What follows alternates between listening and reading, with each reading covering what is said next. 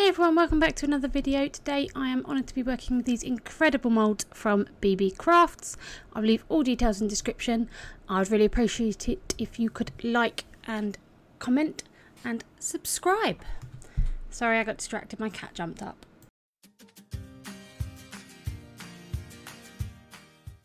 Hey guys, it's LJ here and I'm back to do a video with some Beebeecraft products, which is very exciting. So I got these two trinket tub, trinket tray, trinket box moulds. So we've got our box and our lid for each one, and we're gonna play with these today. And I've got a couple of ideas. I want to use some flowers that I have pressed in this one, and this one going to do an alcohol ink drop. So it's the first time I've used alcohol ink, so I'm really excited to see how that's going to work. So yeah, enjoy. Okay, so I have got a blue alcohol ink, a green alcohol ink, and a dense white alcohol ink, which helps it drip through. So I've mixed my resin. I've got some in the little pots there. Going to pour a layer into each of the dish bases, which is going to cover the sides and a tiny bit of the base. I'm then going to use my stick just to go round and dislodge any little pesky bubbles that are stuck down in the sides of these awesome moulds. I love these moulds. I'm so excited about how these are going to work out. So I just teased any bubbles up to the surface so that they could either pop naturally or I could hit them with my heat gun. Remember, please, I know these are good quality moulds, please don't use a torch with silicone moulds. Apologies for my head getting in the way there, I just wanted to make sure I had all of those bubbles out of the way. You can see the back of my very stylish mask. So any that didn't pop, I just gave a bit of a blast with the heat gun, and then alcohol inks. It's the first time I've used them, I'm so excited. So I just did a very simple green, blue alternate pattern, because I've never used them before and I didn't know what to do. So I did 2 layers and then with white on top of each. I also did in the little tubs, I did 1 tub blue and 1 tub green. I wanted to make the blue a little darker for the lid. Now this surprised me because I thought alcohol inks would colour your resin really well, and these ones don't seem to. I don't know if I'm doing something wrong or if I've misunderstood and they're not actually designed to dye your ink as well. I thought you could use them as a colourant, but it really was struggling to mix in. It didn't want to sort of bond with it. It was very streaky. Anyway, so I have poured the green and the blue into the lid. Then we're going to put our forget-me-nots into this other mould, and I'm so excited about this one. So these are forget-me-nots that I have picked and pressed and dried and preserved, so they are ready to go in because they are nice and dry. So I put 1 on each side and I'm just pushing it down towards the bottom, which will actually be the top of the box, with my lolly stick. I'm then going to put another one next to it, and this one I'm not going to push down as far. So on each face of this box you're going to have 6 faces. On each one of them you're going to have a forget-me-not at the top on one side and at the bottom on the other side, and I just sort of repeated that pattern all the way around so that each side had exactly the same on, and then again used my lolly stick just to push them down to where I want them to be. Now they're not going to stay perfectly where you want them to be, that's part of the joy of resin, and this could possibly involve some bubbles being introduced, but I'm hoping it'll all be worth it in the end. So I've made sure those are all down, and then just making sure they're all in. I'm just going to put some on the top here, which will actually be the bottom of the dish. So when you take the lid off and look inside, you will see this piece. So I've just put 5 on there and just roughly arranged them and made sure they were not holding bubbles underneath them. Then I got a couple more out of my tin because I needed some for the lid, and then I popped 3 on the lid. I've done 5 on the base, 2 on each side, 3 on the lid. I just wanted to make it a bit more interesting really.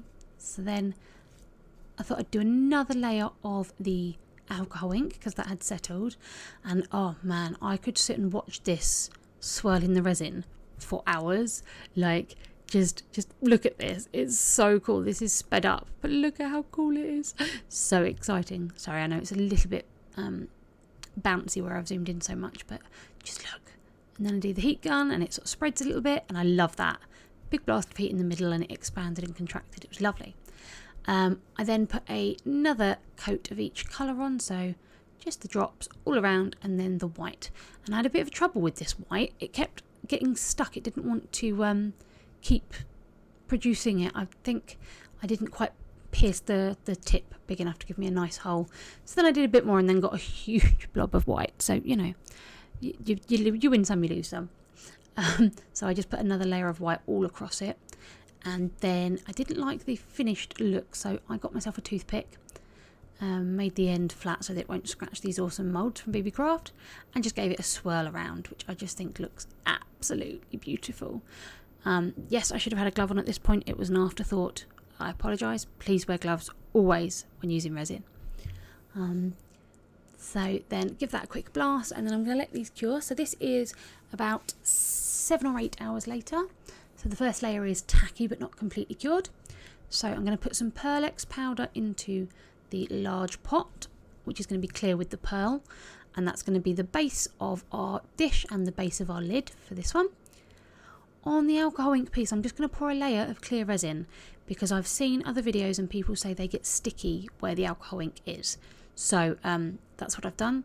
I've then used this alcohol ink, which isn't dense apparently, to dye some other resin for the lid, and then make that a little bit darker, and then I'm going to pour that into the lid. So then they've all had their multiple layers, and these are going to cure for 24 to 48 hours before I take it out and we have a look at them. So yeah, that's that lid. Make sure it gets to all of the edges on all of them. Pour in the last little bit of this Pearl-Ex one, which I absolutely love that shine. Blast with a heat gun, and then we'll leave it to set. Hey guys, we are back. These have been curing for about 36 hours now. I'm going to demould them. I'm so excited to see how these look. So just a reminder, these are the awesome trays from Beebeecraft. I will put a link in the description for you to the store, this item in particular, and any other links. And yeah, right, which do I do first? Let's do this one first, because I think I know how this one is going to look, whereas alcoholics I've not done before. So let's check this one. So we'll pop out our lid, and oh, that comes out so nicely. There's not a catch, there's no, that is beautiful. Turn that over, love that. So that was there's our 3 little forget-me-nots with the, what is this? Pearl-Ex powder. Awesome, that is so smooth. It's got a lovely cut. That is a lovely mould. Right, let's do the base. So I'm going to peel this away from the edge slowly. And again, when you're using silicone moulds, you don't want to use your torch at all, because you can destroy your moulds, because you'll burn the resin and it will stick to the mould. But you can use your heat gun in short bursts, as you saw me do. And this mould is such good quality. I mean, look, it just peels away beautifully. My hands are sore today, and this is just coming out really easily. I love it. Okay, and then we'll oh, beautiful. Oh, that mould as well. That is proper. It doesn't want to bend on itself. That is good quality silicone. Okay, let's have a look. So we've got our base, which has got the Pearl-Ex as well, and then we've got these gorgeously clear sides, completely clear. And we've got a couple of little bubbles on this one, but other than that, that's pretty much perfect. That's a shame that flower's slightly folded over, but other than that, I love it. And as I said, they don't all stay in exactly the same place. So we've kind of got this bottom and top. This one, it fell a bit further, but yeah, I think that is stunning. And then we'll pop our lid on top, like so. And there's your little box. I love that, that is beautiful. Right, let's move on to the circular mould. So this one had slightly more like textured lid, because this had the floral piece on. You can kind of see through the white there. Let's pop this out. Oh, look at that mould. Look at the details on it. That's lovely. Oh man, that is gorgeous. Oh, I love that. Yes. And again, the mould is brilliant. Not a scratch, not a dent, not anything. Still lovely. Right, let's take our base out. Let's hope this one comes out as easily as the other one. So I did put a clear layer of resin over the base, just because I've seen a few videos where people have said they've done alcohol inks and they've either put too much or not enough or something. I think it's they've put too much alcohol ink in and it's done all the prettiness, but then it has stayed sticky. So I just poured a clear layer over the top so that then this base isn't sticky. Now I don't know how this is going to turn out. I've never done alcohol inks before. I'm kind of nervous, so we'll see. So what I did was I put the drips on the top and then I put the white on to hopefully drop it down. And I've seen people do this where they have put it on the base and it's dripped down the sides. I don't know whether this has worked. You can see it more than I can right now. Deliberately doing that for myself, and then we'll take out the centre. And again, what a gorgeous mould. That is such good quality that you can hear as it pops back into shape. Okay. Ooh, oh, I didn't see that. Oh wow. Okay, that's really cool. I didn't know that. So with this one, there is actually a little lip on the inside. Totally off camera, there we go. So there's actually this little lip on the inside. So our lid sits inside the walls, which I think is awesome. Okay, let's have a look. So I love it from this angle. I got a few little drips, but not as many as I wanted. I have started to get some here. This was kind of the effect that I wanted. These little drips here. Now I don't know if that's me. Did I leave the resin too long before I put the alcohol inks in? Am I supposed to mix it with resin to drip it in? Did I not put enough white? I really don't know. But I do love this inside. You've got all the little like dots and cells and things. I'll get a picture because this is quite dark. It's hard to actually see. Oh, I love this. The size of this is brilliant.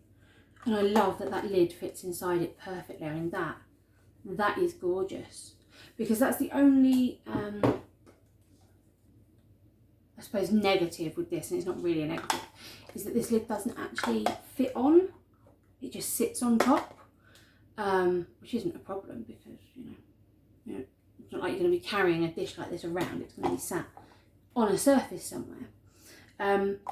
So, yeah, but the fact that that fits inside is awesome. So it actually is secure in, doesn't come off. That's brilliant. Oh, love these moulds. Right, I will add in some pictures with a little bit of information about Beebeecraft.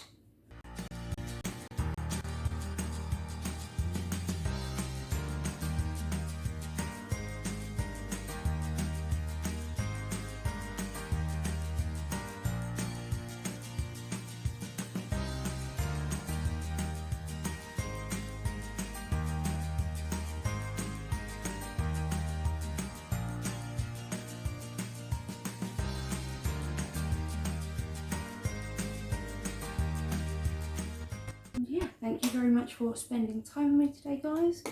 Keep crafting, and I'll see you soon. Bye.